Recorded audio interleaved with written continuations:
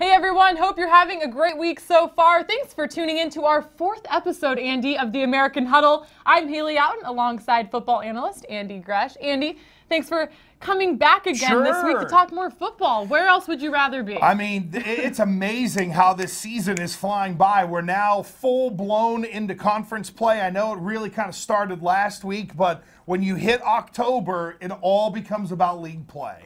Well, we had a lot of great games take place last week that kind of starting to feel the heat of league play getting going, and we're going to look ahead to some games coming up this week. But let's look back to last week's scoreboard. Here's the results from Week 5. Starting off, USF rolled past ECU in the second half. Andy, you were right. You called that one. 61 points the Bulls scored. 10 of 12 possessions with the starting offense they scored on. Yeah, it's pretty amazing how USF was able to pull away, and I got to give ECU credit. In that first half, they were right there keeping pace with USF, but offensively, they're just on another level. Quentin Flowers had a great game. The run game got involved. Special teams were in on it as well. You don't just score 61 points just all on offense. The other phases of the game were able to kick in. Again, ECU gets credit for kind of hanging in there, but I think we're starting to see USF separate themselves from the rest of the pack. Yeah, it seems like they're starting to find their rhythm offensively. It's tough enough to handle this group if you're a struggling defense, but how do you stop these guys? You got to try to slow down Flowers first, and then it's really the big play. They'll make the 20 to 30-yard chunk plays. They'll hit you on a big one for a touchdown, and I think if you can limit the big plays offensively and force USF to grind it out, you then have that better chance to win. But look, they're going to be an offense that's going to score 40 every week, and I know we say 31, how good was the defense? That defense at USF is still getting better each and every week, and they're learning Charlie Strong's scheme. They're going to be a big contender at the end of the year and be in the national discussion. Well, they'll get to rest this week. Coming up, a bye week for the Bulls, much deserved. But moving on, looking back to Houston at Temple, this was an interesting game. A lot of question marks for both sides heading into this one. Cougars able to pull it off in the end, 20-13. It wasn't pretty. No. There was a lot of turnovers, highlighted by 3 interceptions by that Cougar defense. Yeah, and the Cougar defense loses Ed Oliver during that game as well, and they're still productive on that end, on that side of the ball. And look, I thought Houston, this was a real test for them in terms of it didn't go great. Were they able to win a game? And they proved that they could. I know the quarterback situation, there's still a little bit of fluidity there. But at the end of the day, I think Houston did what we thought they were capable of, and that is going on the road and grinding it out. That's where the 2 years of groundwork that was laid by the previous head coach, Tom Herman, I think really comes into play in a situation like that, where you're in a spot where it ain't going well, but you still find a way to win. Well, they have a big one coming up this weekend, a big in-state showdown. We'll get to that a little bit later in the show. But again, looking back to last week, Navy on the road at Tulsa, West Division matchup. Andy, kind of a tough start for the Mids. They found themselves down 14-0, but were able to come back, tie it up before halftime. But then second half, Navy kind of just rolled past Tulsa. Yeah, and that's what they do. They wear you down. They beat you up with that running game. And look, it only takes, and we've talked so much about how difficult it is to prepare for Navy. If you have one guy out of gap or one guy out of alignment, the next thing you know, it's a big play, the field is flipped, and the momentum has completely turned around. And that's what Navy was ultimately able to do against Tulsa. I give Tulsa credit.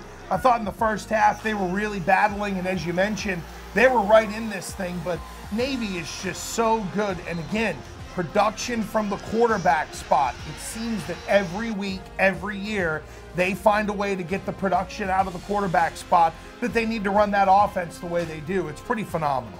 Well, another quarterback that hasn't let down this year is SMU quarterback Ben Hicks. Another strong performance from him. Now, 2 tough weeks for UConn, Andy. Back-to-back, they're in both games. SMU ends up pulling away in this one in the 4th quarter with 3 touchdowns. So the score wasn't exactly indicative of how the game played out. But SMU, you mentioned it last week, Cortland Sutton isn't finding the ball as much as he used to. But I think what Mustang fans are learning is that there's plenty of other weapons. You know, and one of the touchdowns that was scored was a direct result of Cortland Sutton getting some double coverage and him kind of running a corner route in the end zone.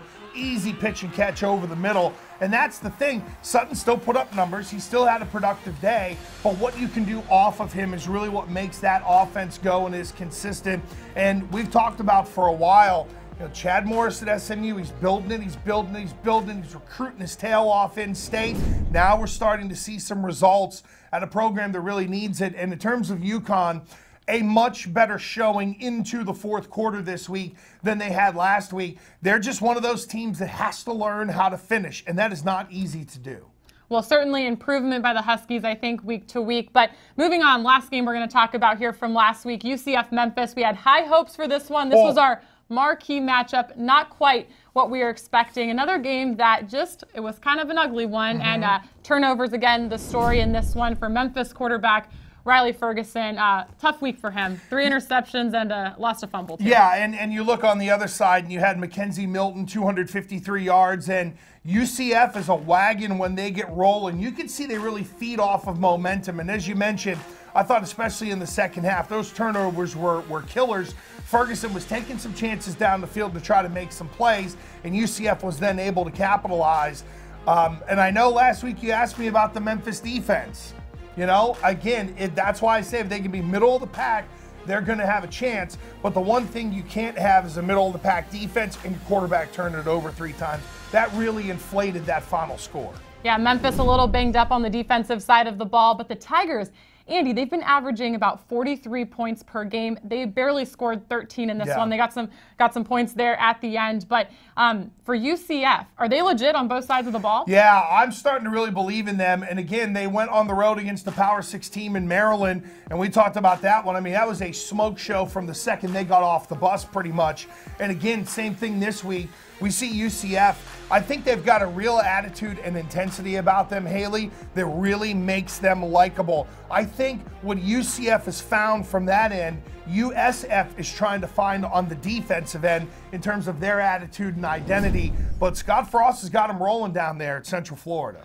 Well, one play that I think we can't show enough is this Adrian Killens 96-yard touchdown run.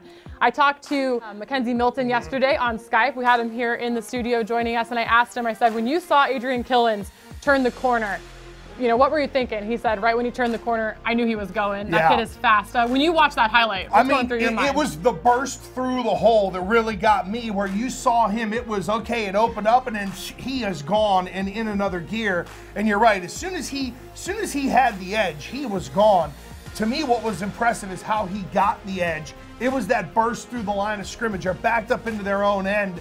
I thought it opened up pretty wide, but he zipped right through there, and then no DB had an angle on him to get him whatsoever, and then down the sidelines. I'm not running 96 yards to go hug you. If you're a big lineman like me, you're waiting for him to come back to the sideline and give me the old pat on the bum. Well, we spend a lot of time on this show talking about difference makers, and one of those guys has been Tony Pollard all year, but I think Adrian Killens is now a name that, no people question. are going to have on their scouting report moving forward. But speaking of Tony Pollard, coming up this week, the Tigers are back in action, a Friday night game against UConn. They're playing up here in East Hartford. Andy, if you're Mike Norvell, tough road loss last week. You're on the road again this week. That one had to hurt a little bit. How do you get your team ready and regroup for this week? Well, I think it's the old fast start against UConn, and make sure that you don't give them the opportunity to catch you in the fourth quarter. The one thing that Randy Etzel's crew has done all year, they've got down early, they made their mistakes, but they battle back pretty much in every game.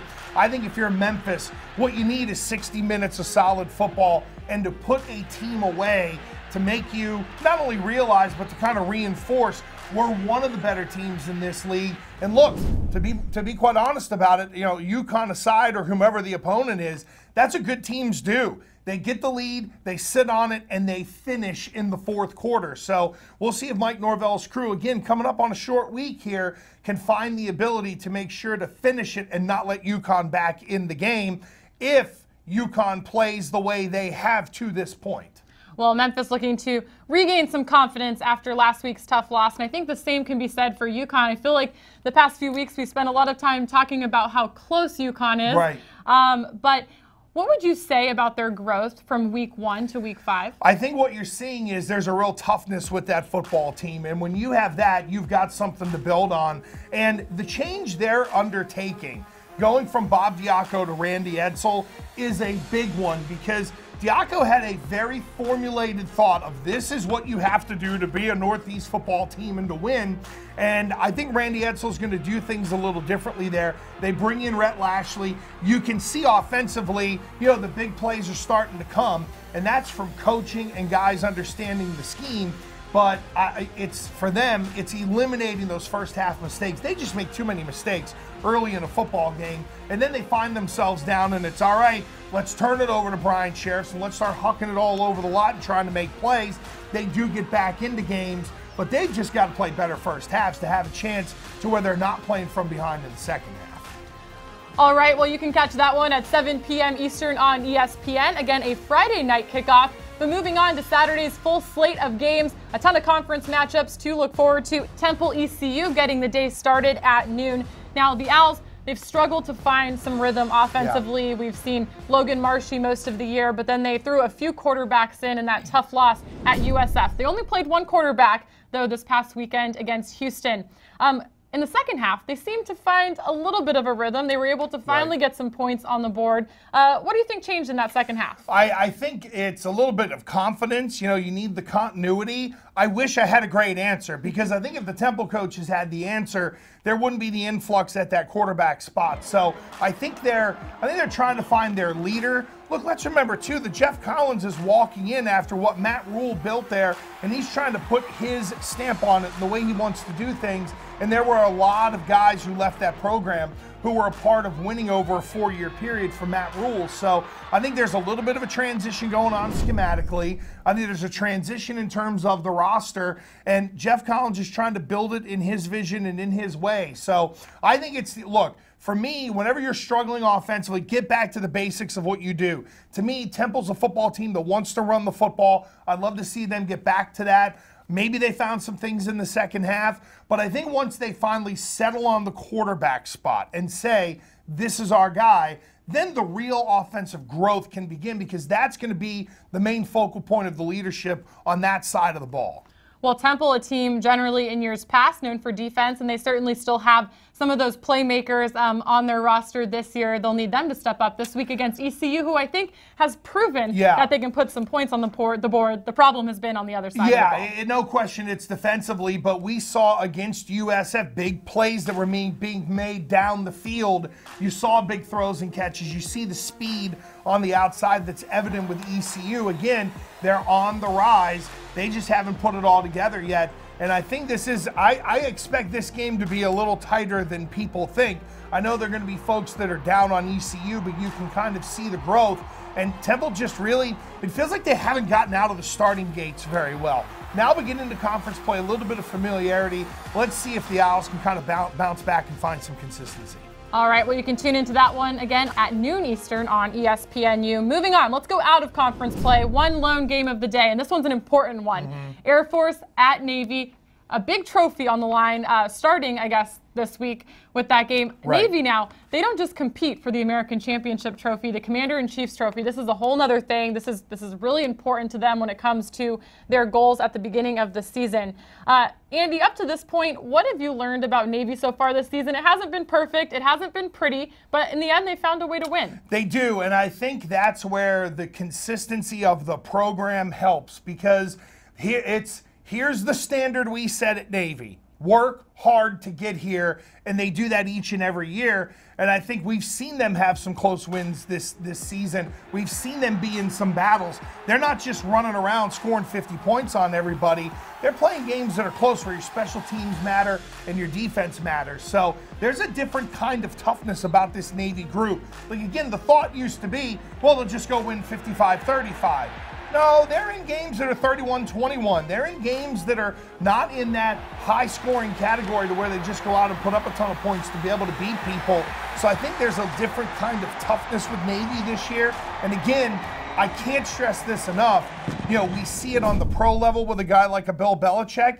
Ken Niumatalolo Do you ever see him sweat on the sidelines? He goes nuts when they win, and he lets it out when they win. But in terms of during the game, you could have guys with their hair on fire, and he's just going to stand there and have that same look. I think that level of calmness really helps that football team strive and thrive when they do well. But I think it also keeps them calm when it's going bad and they're dealing with the rocky sea.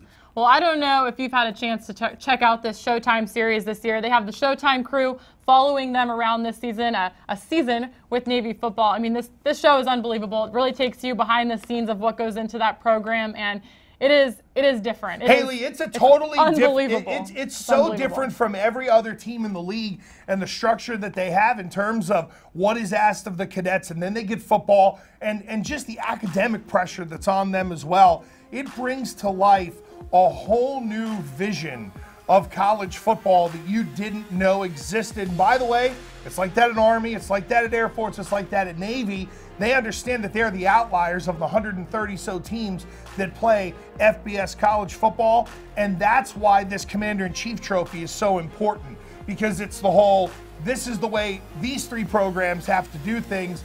Well, doggone it, this signifies we're the best of those three at finding a way to play college football with all of the, I guess restrictions is the only word that I can think of that are put on them in terms of their time and the academic pressure. Well, you think about it, looking back to when you were a student athlete, not that long ago, how much did you, or I could say I did, think life was so hard? You had to go to class, you had to go to study hall, you had to go to practice and weights, and I mean, we just thought that was a lot. But these guys, they're doing a whole lot more. I mean, they're 5 a.m. to 11 p.m. or whenever, shutdown is that is mandated on campus. And you're exactly right. Like, I was the reason at the University of Rhode Island that they had coaches waiting at the door to check you off and make sure that you went to class. And I'm okay in saying that. That's not even an option. And it really is impressive. You and I get to meet the cadets every year when they come in Newport for the AAC Media Day, for the American Media Day. So we get we get to talk to these kids, and they're like, hey, it's great to be out of the environment for a day or two, because even they know the kind of rat race they're running. But I think to your point, it's eye-opening when you watch that Showtime special and how they follow the Navy football program and just how a different world it is from the world that you and I lived in as college athletes. Well, they're sitting pretty nicely at 4-0, but the last thing I'll ask you about this game is rivalries. They always mean something when there's something more at stake, and I don't think that, put the game plans aside and the talent on each side of the ball, but I think the biggest thing they're playing for this weekend is bragging rights, and how does that kind of change the dynamic of a game as a former athlete? Well, and it's interesting because I think for us in the normal world of collegiate athletics, that trash talking can get a little nasty. It can be a little edgy. And with these guys, there's such a level of respect and camaraderie, I think, because their goal at the end of the day is the same, and it's serving our country. That, yes, you're competing, you're fighting hard, but at the end, they're coming together. Whereas some of the rivalries that we played in, I don't think there was that kumbaya moment at the end once the game was over. And that's what I can really appreciate about the battle for the Commander-in-Chief's trophy, is that ultimately it is rooted in respect. So I'm sure there'll be some woofing out there a little bit, but it's not the kind of woofing that you're used to where it's, oh boy, the network should have potted that microphone down so that we didn't hear that. All right, well, you can tune into that one at 3:30 p.m. Eastern on CBS Sports Network. But moving back to conference play now, at 4 p.m., Tulsa takes on Tulane. Now, I would say that this is a pretty big game for both teams, and maybe for different reasons. Tulsa's looking to get back on track, and Tulane, sitting at 2-2, they could be halfway to bowl eligibility with a win in this game. Yeah, and when you look at Tulane, again, it's a little bit of what's going on at SMU. They're building it, but they got to start to beat teams in the conference. And to me, this is a winnable game for Tulane. I think we understand the challenges that Tulsa's going through this year, coming off the fantastic season they had last year. But Willie Fritz's crew has got to find a way to get up early and to be able to just press on that accelerator and not let a team back into the game. And I know it sounds like it's something I'm harping on a lot, but learning how to win is one thing. Learning how to close a team out is a whole different deal. So I think Tulane is trying to get to that point to where they can have a lead and close people out. But you're right. If they can just find a way to be bowl eligible this year, that'd be a big win for Willie Fritz and crew. Well, with Jonathan Banks under center this year, I think we've certainly seen an improvement in the Tulane offense. Why do you think that is? I think there's a level of comfort now that Willie Fritz has been around that program. Guys are able to come in, they digest it, and plus, let's also call it the way it is. A lot of the stuff they're doing at Tulane, they're doing in high schools across the country, and especially in the South, in Texas, in Louisiana. So you're getting kids that are much more versed in the way Willie Fritz is going to run his offense and what is happening at the high school level. So I do think it's easier to find guys to fit into a system like they run at Tulane, but everybody else has to be comfortable with it as well. And I think now that Willie's been there a couple of years, there are guys who really understand the offense. So what you can get now are guys who can coach the young players, who are there to say, hey, I made that mistake when I was young. Here's how you do it. Here's how you don't make that mistake. That goes a long way to accelerating the growth of your football team from a ground level. Well, for Tulsa, when you look at their record, again, I don't think it's indicative of their talent level and how close they've been in some games this year. They've lost a couple of games by a last-second field goal, and then last week against Navy, they were in it at the half and then just kind of got away from them there in the end. They've got some talent. How does this team get back on track? Well, they have to find a way to be able to get that early score and then build off of it. It feels like to me, Haley, that they'll have something good happen, and then comes the big mistake. And it seems like it's the proverbial, they're constantly shooting themselves in the foot and slowing down their own momentum. I don't think we have seen them put together 4 quarters of football yet. I would dare say, I'm sure we talked to the coaches, they might tell us, we've been able to put together 2 quarters of football, but maybe not in the same half all the time. It's a second quarter and a third quarter, or we're bouncing back in the fourth quarter because we're down and we're just going out and playing loose and easy. So, again, a little bit like Temple, then there's a big transition going on there of trying to find the identity of that football team. But it starts with putting together a good first half, then trying to put together the good second half, and we'll see if Tulsa can do that. All right, well, that's a big West Division showdown. Again, that one kicks at 4 p.m. Eastern, 3 Central on ESPNU. The game I'm most excited about this weekend, I think this one's going to be really good. Yeah. SMU versus Houston. You've got the Texas showdown in the West Division. These are 2 teams that are contending this year for that West Division title and that spot in the American Championship game. We saw Kyle Postma get the start at Temple last week. A lot of people were expecting, I think, to see Kyle Allen, but he got a full game under his belt. Do you expect to see him start again this week? I do. They won the game. So I think at the end of the day, okay, we won. He was under center. They're going to go with Postma once again. But look, I think a lot of this is about SMU. And this is where at 4-1, you're feeling that football team. Cortland Sutton's playing great football. They had a good win last week where they finished the team out after UConn had kind of bounced back. But we know what Houston can be. And let's also call it what it is too. Ed Oliver left that game last week. If for some reason he's going to be dinged up and can't go, that's a massive deal for the Houston defense. But I think what we're going to find out, does SMU have the ability to challenge for a conference championship? We're going to learn this week when they play Houston. Houston's hand is stamped. We know what's been built there. Has SMU built it to the point to where they're at least even or just a hair behind Houston? Well, if you remember last year, SMU actually won this game against Houston. The Cougars had been coming off of big wins against Oklahoma and Louisville, and the Mustangs came up with a surprising one last year. So you have to think that's probably back in the backs of those minds of those Houston kids. And I think with Houston, because of that early schedule that they played, they maybe set themselves up for a little bit of a letdown. The circumstances are very different. SMU is going to be on Houston's radar, as you mentioned, and it's not coming off big national win, a ton of hoopla. They had a good, solid win last week, but it was nothing like the spot they were in last year. Well, for SMU, we spend a lot of time talking about Cortland Sutton. We know what a dynamic, talented wide receiver he is. He hasn't probably seen as many receptions this year as we would have hoped to have seen up to this point. But I think what we have learned is that SMU has a ton of weapons around him. And a guy that really stuck out this past week was Trey Quinn. He had about twice as many receptions as Cortland. So if you're Sutton, how are you kind of feeling at this point in the year? I mean, he knows there was so much hype going around him. Is he frustrated? No, I don't think so at all, because I think what wide receivers have to prove and go into the next level is that they're willing to fit within an offense. And you look at what happens at the next level. Look, he's a next level player. He's going to play in the National Football League. Is he going to be a diva who's going to walk in and squawking that I'm not getting the football? Because let's say he goes to a really good team that has got wide receivers and can play some offense. Is he going to say, where's mine? Or is he going to say, what can I do to help everyone else? And to me, that's a little bit of what Cortland Sutton is doing right now. His presence is helping up other people, open up other people on the football field.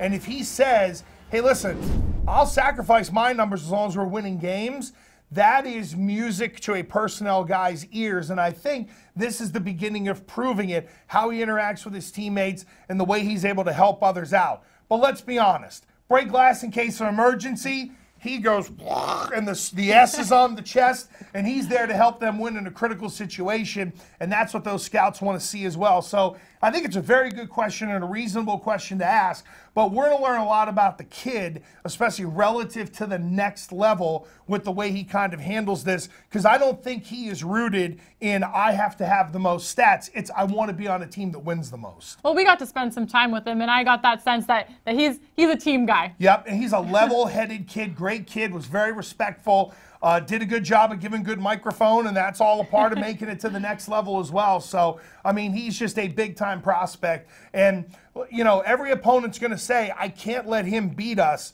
But if other people start to beat you because of his presence on the field, then it's going to open up one-on-one opportunities, and bet your bippy they're going to give him the ball.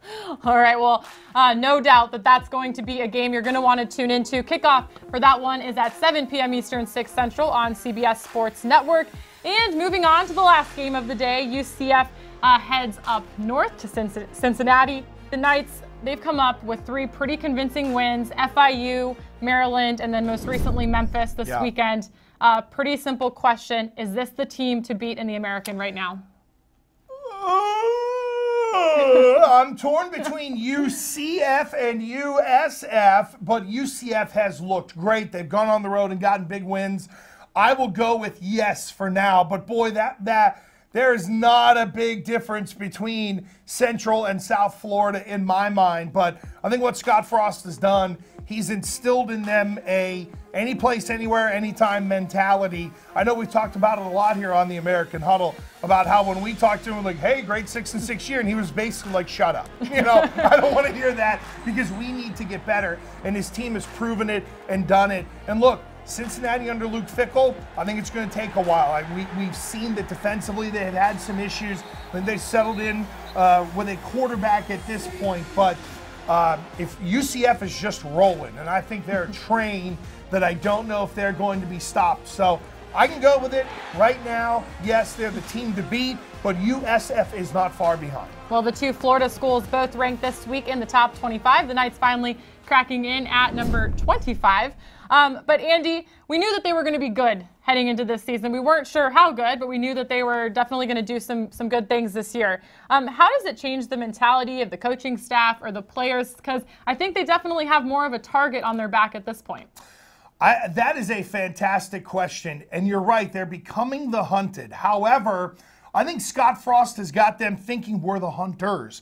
We've done nothing yet. Until they slide a championship ring on their finger, in their mind, they will be the hunters. But you're exactly right, and it's a great point.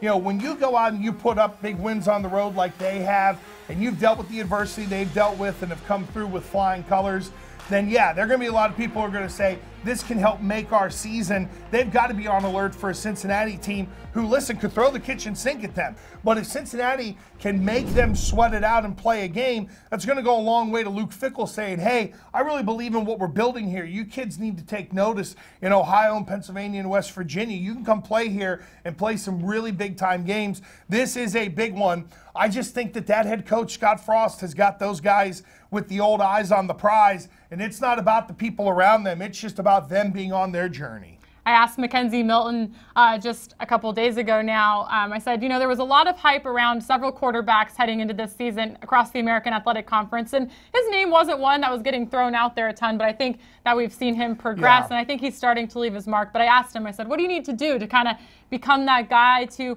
become that face of the conference, and he was not worried about it at all. He just wants to win. No, and that's Scott Frost. Like, Yeah. you know, we could say to Scott Frost, hey, you're going to win Coach of the Year, and he'll just look and go, okay, that's good. He just wants to go out and coach and get that football team ready to play. I really respect what he's done there. He's doing it the right way. Again, a man of integrity who's got those kids thinking about one thing, and that is winning football games and winning an American championship. They're in search for a ring this year, I would say. But you can tune into that one at 8 p.m. Eastern on ESPNU. I think keep it on the U all day if you want to tune into some American games.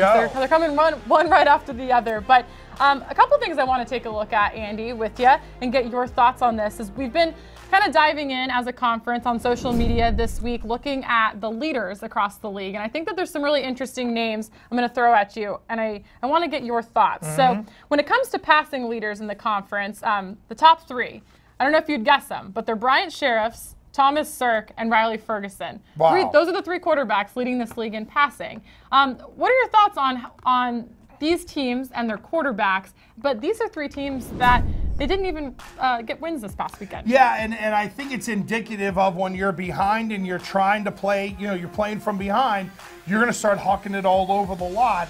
And look, it's natural, I think, for a group. We were college athletes at one point in time. And when you have 18 to 22-year-olds and they get the lead and they're feeling it and the crowd's going nuts, and you're like, we're up 3 touchdowns. Then all of a sudden you give one up and it might be a 70-yarder, you know? And you're like, all right, we're still up 14, and you know, offensively, you have a 3-and-out or whatnot, and then it's, it's only an 11-point lead now because they went down and kicked a field goal, and then you kind of get the attention of the defense again, and the offense says, okay, we got to go score more points. So I think it's indicative of teams falling behind and just having to find a way to huck it to get back into the game. I mean, that's no disrespect to any of those three. You know, Riley Ferguson, again, this past week, part of the interceptions were from pressing it down the field and trying to make plays. Brian Sheriffs, how many times has UConn come from behind? He wasn't even the starting quarterback at the beginning of the year, and he's one of the top leaders in the conference. He is the leader. The leader. And why is that? Because UConn gets down, and he's got to throw it all over the lot. So I think some of that is much more game-based situational than it is here are the best quarterbacks in the conference based on stats, and they're doing it while winning games 55-13. Well, then I think you move on and you look at the rushing leaders, and maybe not quite as much the same thing, but no surprise, Zach Abey at the top of the leaderboard. The country's rushing offense, I think it's safe to say. D'Angelo Brewer from Tulsa and Jarrell Henderson from Memphis. So those are the league's top 3 leading rushers. And again, 2 teams this weekend that didn't pick up wins, but they're getting it done on the ground. Yeah, and it's no shock that a Navy player, especially a quarterback at Abey, who is leading the league in rushing, he's fantastic running that offense. And again, Coach Ken has found ways to get quarterback after quarterback after quarterback who are selfless as well. I mean, they're really running backs who are just guys that are calling the plays with some throws mixed in. And it's interesting because I think the rushing numbers are very much going to fluctuate in terms of who's at the top of the league statistically, because again, the game score and the game play matters. So at the end of the day, there'll be a Navy guy in the top 3. After that, I don't think we can efficiently predict who will be in that top 3 at the end of the year, because a lot of it is really going to be game to game. Well, the last category that we are taking a look at this week are receiving yards. Again, this is an average per game. So the top 3, could you guess who the league's leading receiver is in yards per game? Gotta put him on the spot. No, I can't. couldn't. Okay, no, well, I can't. I'll tell you. Right. I want to say so we can move on but with I the know show. it isn't him. He is not in the top 3. I know, even, it's but pretty amazing. One of his teammates is. So boy. that's exciting. But the leading receiver in yards per game is ECU's Davon Grayson. Thomas Sirk and him have been hooking up quite a bit this season. They had some big touchdown passes against UConn, so you kind of alluded to that. But for SMU, Trey Quinn, he had twice as many targets as Cortland Sutton this past weekend, so he is on there. And Tulsa, Justin Hobbs. Wow. Now that one really surprises me, because there have been times where we've seen Tulsa struggle offensively. And look, for me in terms of wide receivers, I want to know how many yards per catch they're making. I want to know how many catches they're making that are turning into first downs, and how many times do they ultimately get into the end zone. Now, the end zone number will fluctuate a little bit because, again, if you have a guy like a Cortland Sutton other players are going to be open and they're going to have a chance to get into the end zone to be able to work the matchups. But, you know, a little bit like the rushing, I think the passing numbers are going to, you know, like Zay Jones is a perfect example of what we saw at ECU, where the guy was just a catch machine. And you look at the final numbers at the end of the year and you say, oh my God, 140 catches, something stupid like that, right? And then you start to break it down and you look at the third down conversions or catches that turned into first downs and the yards per catch. And then it starts to help you, you know, you kind of understand that some of those catches from Zay Jones were essentially run plays where you're just putting it in his hands and letting him go make something happen. So I think some of it is not only the development of your quarterback, the development of your offense and where you're at. You know, are you doing the whole where you're just throwing screens sideways and letting guys run with it? And then there are the offenses that are starting to really press the ball down the field. And I think SMU is becoming one of those teams this year. Well, speaking of Zay Jones, some pretty neat tweets this past weekend on Twitter through the NFL. Now, Andy, I think this is pretty cool. So you look at ECU, they've become known for their wide receivers, yes. And Davon Grayson here doing some good things this year. But Zay Jones last year set the NCAA FBS receptions record, and he beat his former teammate from the year before, Justin Hardy, who was the previous leader and is now on the Falcons. But pretty cool moment for these two guys this past weekend. Falcons and the Bills, they take this picture after the game and trade jerseys. First of all, what are the chances that these two guys... it's pretty crazy, like, it's pretty right? cool, right? Yes, it's very cool, especially from a school in ECU where they've had some changeover at the head coach spot, and we haven't seen this unbelievable run of success, but they produce these two guys who make it to the NFL level, and it's great, the camaraderie, number one, but it's also great for the American Athletic Conference because, again, when you look at it, that's the kind of stuff that you're selling to kids and recruits. I mentioned Luke Fickell a little while ago. He's trying to build it at Cincinnati. That's the kind of stuff, and to say, hey, look, forget what you hear from the media on the power, whatever. The American is as good as anybody else, and we produce pros as well, and that is a part of the recruiting hook to get kids in. But I think it's awesome. You know, obviously teammates, they know each other. The whole, hey, man, we made it, pinch ourselves, let's change jerseys, or the old jersey exchange, which I think is always a lot of fun. But it's a good reminder that you can get to where you want to be from any of the Power 6 conferences, and the American is one of them. Well, I guess if you're Justin Hardy and if someone's going to beat your record, who better than to do it than your buddy, your teammate, there you your go. pal. So there you go. And one last thing to close out the show. Really? Another Twitter find. Okay. All right. So we're going to show you this picture of SMU head coach Chad Morris. Oh, look at that. Pretty happy guy. The tweet from SMU football said, "Winning is fun." Now, that's a very, very simple caption, but I couldn't agree more. And I think he looks like he's having quite a good time. Andy, I'm going to put you on the spot here. Caption this photo. Okay.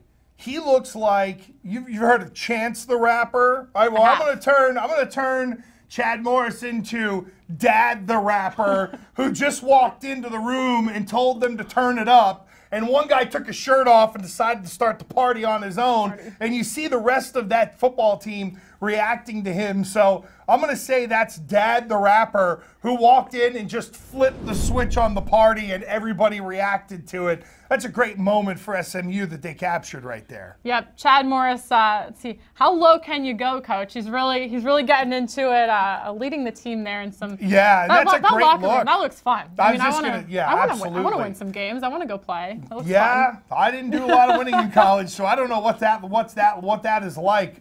If they had a bunch of people moping sitting around a locker, now that'd be what I'm used to. Now everyone's crying at home. They feel bad for you. No, they don't. Yeah, they do. They're like, you're just a fat guy standing there talking football, so don't worry about it. Well, you know what makes everybody happy? What's that? Is National Taco Day, which took place yesterday. And ironically enough, we all love Taco Tuesday, but this, I guess, was Taco Wednesday. And I think that's a great segue into the fact that basketball practice has started. We talk about football every week, but we have the Taco Fall in our conference. That's awesome. And I mean, we've seen plenty of Taco Tuesday GIFs, GIFs, whichever you prefer up to this point. I get in that debate all the time. But Andy. Like a hot dog, a sandwich? Is it one of those deals? Not quite. That's actually a debate that would keep us here for hours, is a hot dog, a sandwich. But GIF versus GIF, GIF. a lot of pronunciation debates on how that is said. But we'll get into that another day. I'll but ask I have my to ask 15-year-old. He can help do me you out with appreciate National Taco Day? that. Are you Of course. a taco guy? Oh my God, absolutely. Are you kidding me? I prefer the soft taco compared to the crunchy taco because I like to eliminate mess. Plus, if you do get it in a wrapper, you put it in foil or something, it's much easier to handle, and you can kind of fold that bottom up so things don't fall out. You can tell I've spent a lot of time on this. Actually, I have a 13-year-old who is wacko for tacos. Okay. So we have actually had discussions on this in terms of what makes a good taco. Like, do you just do fresh cheese, or do you lay it on the bottom and put the warm meat on it to try to melt it all, or do you want the cheese melted with the tortilla heated up a little bit? Like, there's a lot of nuances that can go into making a great taco. But the one thing you can't do is like overload it. Like, if you're going to be one of these people who's going to put cheese and lettuce and guacamole and all kind of stuff on there, that's a burrito. That's not a taco. Well, as a Southern California native, I love Mexican food. I love tacos, and I have to say, I don't care what you put on it, but the one key ingredient, and I find that people up here in New England don't appreciate it as much. Can you guess what I'm going to say? Are you going to go hot sauce? No. Or eggs or something weird like that? No. Avocado, guacamole. That's the key ingredient to any perfect taco. Guacamole. All those West Coast people will agree with me. Guacamole is the key. So you're like Tom Brady then? You're getting into the whole like avocado guacamole? They're both from California, so maybe that's really what it is. I'll take the Tom Brady comparison. That's okay with me. Thank you very much. Of course. I figured that you would like that. But yeah, as you could tell, I'm not completely anti-vegetable, but I kind of lean that way. All right. Well, as you can see, we talk about it all on this show. Everything from football to Chance / Dad the Rapper, tacos. So Haley, let's just put it this way, right? What are we even talking about anymore? No, but we want questions from people who consume this product and watch it however you do. And look, you can either get the 2.5 minutes of ridiculous frivolity at the end of the show, or if you send us questions to any of the platforms here at the American Athletic Conference, if we have your questions, we won't be talking about tacos. There you go. Spare yourselves listening to our how to make a taco segment, but I don't think I would trade the SMU portion. Chad Morris, that was a great photo. No, that was good. That's a great photo. That'll make you laugh all day long. We need to look for those every week and find those kind of pictures and sort of have fun with that. But another thing, they could send us your favorite photos. You see something funny. Yeah, that's true. At stadiums, right? When they see you on the sidelines running from someone with water, they could snap those. That's great. Like we have littered all over the American Athletic Conference offices here. Or next week we'll have to break down pizza. Instead of tacos. Okay, fair. Unless we get some folks who are busting us questions Is on that Twitter an and upcoming Facebook. national? No, you just want to talk pizza. It's just a fat guy talking food day. There you go. Well, the good thing is that if we do ever run out of things to talk about, I think that there's a national something day every single day. Pretty much, yeah. So we'll find something. But again, tweet us your questions. We're here to answer them all. You can find Andy at The Real Gresh, myself at Hali Oughton, or as always, you can tweet them to our handle at American_FB. We thank you very much for tuning in to another episode of the American Huddle. We're going to be with you every single week, every Thursday, the rest of football season. Andy, thanks again for joining us. Yeah. You always make me laugh in here, and you give us some good analysis, too. Well, I'm good for something. All right, well, we'll see you guys next week. On behalf of Andy Gresh, I'm Hali Oughton. Have a great weekend, everybody.